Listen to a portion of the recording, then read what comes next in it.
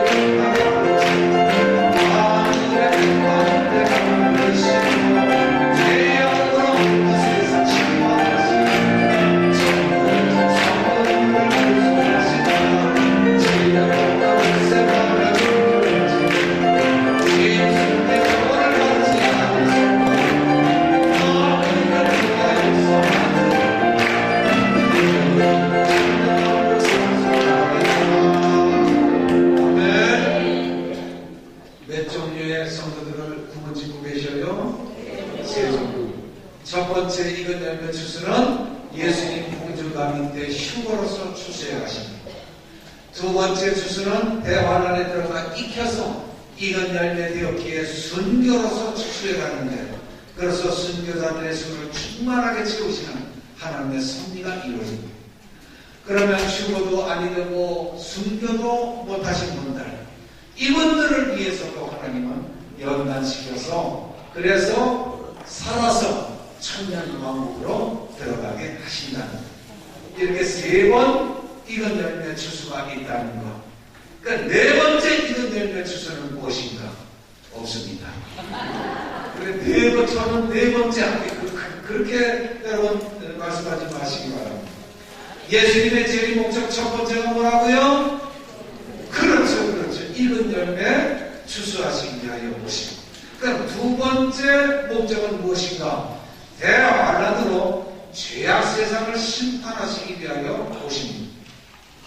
성경 구약의 예언서들과 신약에 나오는 종말론적인 말씀들, 이것을 분석해 보면 하나님께서 예수님의 지상재림과 천년왕국 시대가 시작되기 전에 죄와 마귀가 가득한 이 세상을 대환란으로 심판하실 계획을 이미 가지고 계심을 이해할 수가 있습니다. 베드로후서 2장 5절 이하에 한번 봅니다.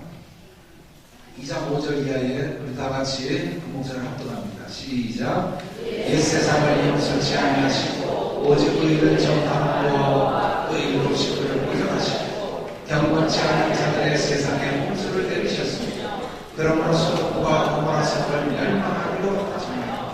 제가 내게 항상 주세 경건치 아니한 자들에게 본을 삼으셨으며 음란한 행실을 인하여 고통하는 의로운 것을 거두셨으니 이 의인이 저희 중에 거하여 날마다 저 불법한 행실을 보고 그러므로 그 의로운 심령을 상하니라.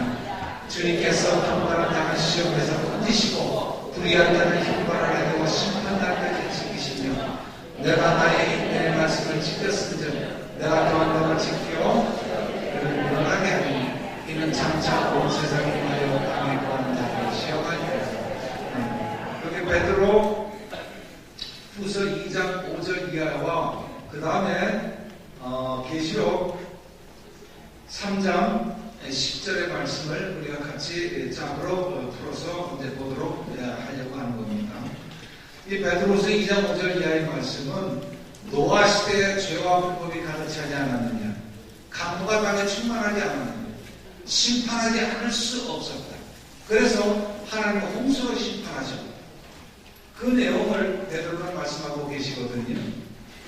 그리고 또 창세기 19장의 사건을 또 여기에서 인용하면서 하나님의 심판을 말씀하고 있어요. 아브라함 당시에 조카롯이 살던 소돔과 고모라 성도 음란과 죄로 가득 찼기 때문에 하나님은 유황불을 내리셔서 심판하셨다고 하는 사실입니다. 마지막 때도 죄와 불의로 가득한 이 세상에 예수님을 보내셔서 대환란으로 세상을 심판하신다는 겁니다. 그러므로 예수님의 제일 목적 두 번째는 죄악된 세상을 심판하시기 위하여 오신다라고 하는 사실이죠. 마태복음 24장 21절에 보면 이는 그때에 큰 환란이 있겠습니다. 창세로부터 지금까지 이런 환란이 없었고 후에도 없으리라. 그렇게 기록하고 있다는 말씀이죠. 여기서 말씀하시는 환란은 7년 대환란입니다. 예수님의 공중 재림에서부터 지상 재림하실 때까지 온 세상의 사람들에게 임하게 된다는 것을 알 수가 있습니다. 이와 같이 죄로 가득 찬 세상을 하나님께서는 7년 대환란으로 심판하시게 된다는 겁니다. 그러면 이 대환란 심판은 어떻게 진행이 되어져 가는가? 자, 이 도표를 봐주시기 바랍니다. 이제 교회 시대가 다 하고 끝났을 때 끝난 것을 그 시점을 우리는 어떻게 아느냐? 그것이 바로 예수님의 공중재림이라고 하는 사실입니다. 이때는 이미 이스라엘과 유럽 공동체 사이에 한 일의 조약이 맺어질 거고, 맺어지는 직후에, 맺어지기 바로 직전에 예수님의 공중 강림 사건이 있을 겁니다. 그러면 한 일의 조약이 맺어졌다 하면 이미 휴거 사건은 끝났구나, 지나갔구나, 이렇게 보시면 되겠습니다. 그래서 공중 강림 사건이 일어나면서 대환란으로 세상을 들어가게 되죠.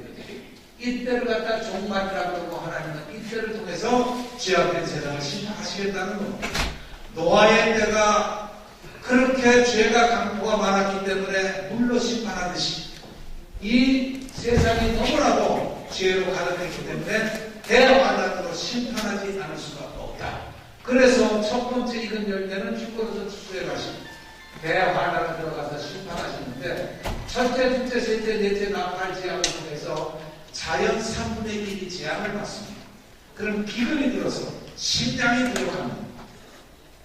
지금도 식량이 부족해서 아프리카에는 굶주림으로 죽어가는 영혼들이 얼마나 많습니까? 이때 3분의 1 기근이 들기 때문에 온 세상에 기근이 들기 때문에 먹는 사람들은 먹을 거예요. 그러나 굶주림이 아주 극심에 달할 겁니다. 그것이 넷째 나팔 제약까지 있습니다.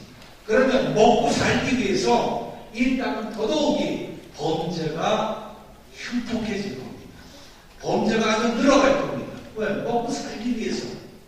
도적질을 말할 것도 없고 강도 이런 조직폭력배 어떻게 하면 먹고 살기 위해서 살인 같은 것도 서슴지 않을 거예요. 대환란입니다. 그렇게 해서 이 대환란에 연단받을 만한 환경을 하나님 무대를 마련하십니다. 대환란에는 그런 무대가 있어야 되지 않겠어요? 그런 거칠고 사는 무대를 마련하시는 것이 넷째 나팔까지. 그렇게 어렵고 범죄가 들어가고 먹고 살기 어려운 그 지경 가운데에서도 이번은 다섯째 나팔, 첫째와 황충제한이 등장합니다. 지옥에 있는 영들이 다 안녕들이 나와가지고 사람들의 배후의 역사에서 범죄가 엄청나게 떠들어갑니다. 그래서 아주 사람들이 절망에 가는 가운데서 여기서 끝나지 않고 여섯째 나팔, 고과의 전쟁, 세계 3차대전이 일어나는 겁니다. 엄청난 환란으로 하나님 몰아가시는 겁니다. 환란 도가니입니다. 환란 그 자체입니다. 고통 그 자체입니다. 거기다가 일곱째 나팔, 이거는 일곱 머리였던 짐승이 등장하게 돼 일곱 대적 제약으로 인해서 후 3년반 동안 순교자들의 수를 충만히 채우는 죽음의 역사가 진행된 것이고 일곱 대적 제약으로 인해서 다 세상을 갖다가 망하게 하고 그럴 때 지상대를 하셔서 아마겟돈 심판을 하시고 천년왕국으로 들어간다고 하는 사실. 이런 계획이 이미 하나님은 가지고 계시다는 사실을 모형적으로 우리에게 교훈을 주고 있는 내용이 소돔과 고모라의 사건입니다. 노아 홍수의 사건이라고 하는 사실입니다. 그래서 재림하신 예수님께서는 성도들을 이제 순교시키고 세 번째 익은 열매 추수는 천년왕국으로 모아들이실 겁니다. 살아있는 불신자들과 마귀는 무적의 속으로 들어가게 되겠죠. 하나님의 심판의 계획이 이렇게 전개되어져 갑니다. 그러므로 예수님의 재림 두 번째 목적은 죄악된 세상을 심판하러 오신다라고 하는 겁니다. 여러분 현재 우리가 살고 있는 이 시대가 어떤 시대입니까? 어쩌면 소돔과 고모라보다 더한 시대를 우리는 살아가고 있는 것 같습니다. 여러분 얼마 전에 어떤 젊은 영화 감독이 동성 결혼한 거 여러분 그 신문에 난 거 보셨습니까?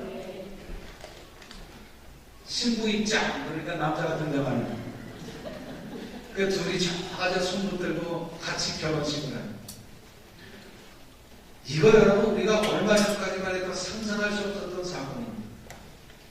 이게 이루어져 가는 겁니다. 그거 저쪽 미국이나 유럽 쪽에서 좀 있나보다 하는 것이 현실로 이제 우리나라 땅에도 이루어지고 있는 겁니다. 지금 동성애를 합법화하는 추세가 세계적으로 일고 있는데 한국도 이제 합법화하자는 의견들이 나오는 것으로 알고 있어요. 이게 아마 국회 상정될지도 모릅니다. 왜? 그들의 인권을 또 존중해야 되지 않겠냐. 그럴듯한 명분을 세워가지고 그것을 동성결혼도 합법화시키는 법안을 통과시킬 수도 있을 겁니다. 그것뿐만 아니라 소돔과 고모라가 여러분 그 동성애 그 소돔이 동성애를 소돔이라고 합니다. 소돔성에서 나온 말이거든요. 그만큼 동성애가 많았다는 거예요. 그래서 그게 하나님 보시기에 심히 안 좋았다는 겁니다. 죄와 불법으로 가득했어요. 그래서 그 소돔과 고모라를 갖다가 불비를 내려가지고 불비를 내려가지고 망가뜨리지 않았어요. 그렇다면 이런 것들은 후세에 본을 삼고 경건치 못한 자들을 이렇게 본을 보여주시고자 그렇게 있었던 사건이다. 베드로는 지금 그것을 말씀하고 있습니다. 그렇다면 저와 여러분이 살아가고 있는 이 시대는 어떤 시대냐고 말이죠. 동성애가 합법화가 되어질 정도로 소돔과 고모라가 되어집니다. 그 외에도 지금 얼마나 타락한 문화가 많습니까? 그래서 세상은 지금 멸망으로 치닫고 있는 거예요. 멸망으로 곤두박질 치고 있는 거예요. 이런 내용들을 보면서 정말 예수님은 오셔야 된다고 믿어집니다. 정말 예수님은 오실 수밖에 없다고 믿어집니다. 그래서 말씀드린 대로 예수님의 심판의 발자국 소리가 지금 들리는 것 같은 아슬아슬하고도 심판 목전에 두고 살아가고 있는 것 같습니다. 이러한 종말의 때에 살고 있는 저와 여러분들 그러면 이제 무엇을 바라고 살고 무엇에다가 소망을 두고 살 거냐 말이죠. 세상이 그렇게 망가져가고 있는 세상에 있는 썩어가는 문화들을 보면서 정말 예수님을 오셔야 된다고 믿어집니다. 그러면 여기서 우리는 중요한 질문 하나를 던져봐야 됩니다. 예수님의 공중 재림을 하시면 익은 열매는 추수가 되어지는데 도대체 누가 휴거가 될 것인가? 휴거되는 분들은 어떤 분들이기에 이렇게 휴거가 되어졌는가? 말씀대로 익은 열매입니다. 신앙을 보면 아비의 단계를 지나 청년의 단계를 지나서 아비의 단계에 들어간 성도님들 이분들이 휴거가 되어진다는 말이죠. 그러면 어떻게 익은 열매가 되었는가? 어떻게 아비의 단계까지 성장할 수 있었는가? 다시 말씀드리자면 어떻게 휴거 성대의 자격을 갖추게 되어졌는가? 이것을 아는 것은 대단히 중요한 거죠. 휴거 성도의 자격을 안다는 것. 그 대단히 중요하지 않겠습니까? 우리는 휴거를